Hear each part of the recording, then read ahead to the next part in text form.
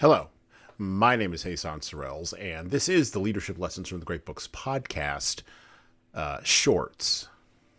There's no co-host on these shorts episodes.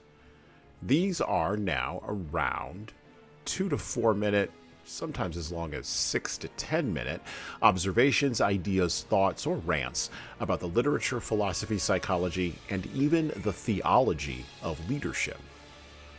Because listening to me talk about leadership for now around 2 to 4 minutes is still better than reading and trying to understand yet another business book. Even that business book your coworker won't stop raving about because it quote-unquote changed their life, but you can't see any difference in their leadership behavior. So how good could that author be? Leadership. All leadership begins with accountability and ownership. And usually the lack of accountability and ownership that people can observe in American society, from our politicians and business leaders all the way to our cultural and social institutions, begins in the home. No one enjoys the implications, of course, of this conclusion, but as with any endemic issue, only clear-eyed analysis of a problem can bring forth a solution to that problem. Accountability and ownership is hard everywhere, and it is hardest in the home. And thus, the other part of the analysis is this. Parenting has always been hard. Being a role model has always been hard. Raising children to be leaders and not followers has always been hard. And many parents have failed at it throughout the long arc of time. But the most spectacular failures of accountability and ownership lie at the feet of men. Single men not taking accountability and ownership of their domains.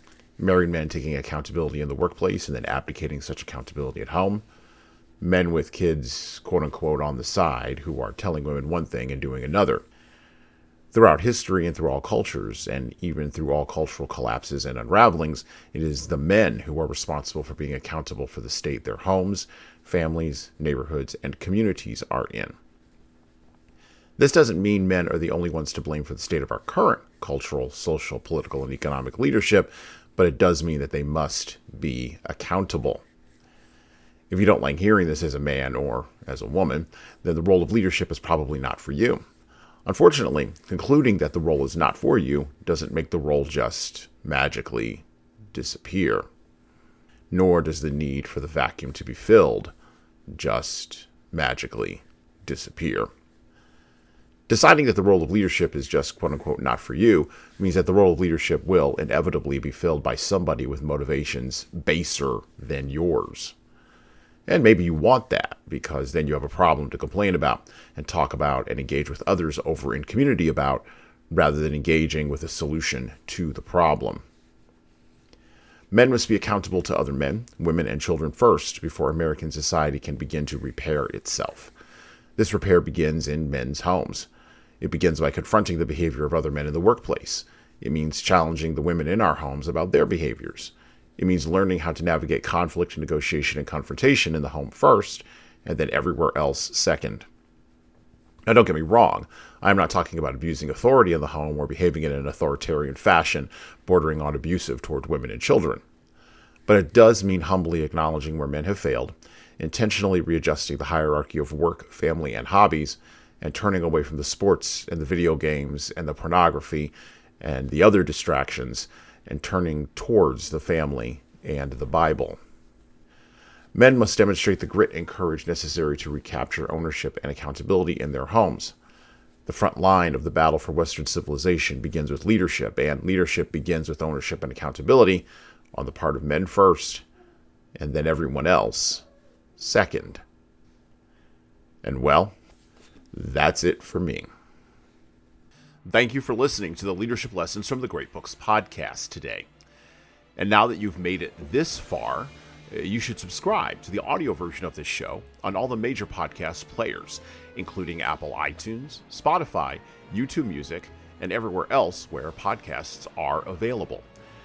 There's also a video version of our podcast on our YouTube channel. Like and subscribe to the video version of this podcast on the Leadership Toolbox channel on YouTube. Just search for Leadership Toolbox and hit the subscribe button there on YouTube. And while you're doing that, leave a 5-star review if you like what we're doing here on Apple, Spotify, and YouTube. Just go below the player and hit 5 stars. We need those reviews to grow, and it's the easiest way to help grow this show. And tell all your friends, of course, in leadership. By the way, if you don't like what we're doing here, well, you can always listen to another leadership show. There are several other good ones out there. At least that's what I've heard. All right.